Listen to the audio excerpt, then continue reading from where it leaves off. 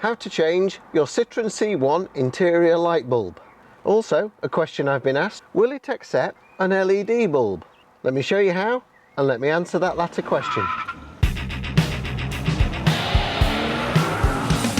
To remove the interior light, with a small screwdriver at the opposite end to the switch, in the middle, slip the screwdriver into that slot there, pull the light down, slightly to one side, and hey presto. To remove the connector, press on that tab there and pull the connector out sideways. It is a little tight. Press these two tags together and withdraw the bulb holder. The bulb simply pulls out. The bulb type is a W5W.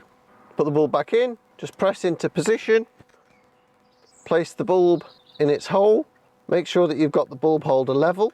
Those two tags there fit into these holes, snap into position. Connector end first, push up the other end. Can you use LED bulbs in the interior light? There are a couple of precautions that you need to take, but the short answer is yes, you can. But you cannot use a bulb that big. The end of the bulb here is interfering with the side of the reflector. Therefore, you cannot use an LED bulb that's any larger than a standard W5W, such as this one that I've got here. I've borrowed this from my Saab. I'll link you to some of these. I'm very pleased with these in my Saab. The second thing is that these LED bulbs are polarity sensitive.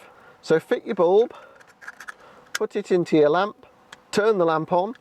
If the bulb does not come on, you've got it the wrong way round.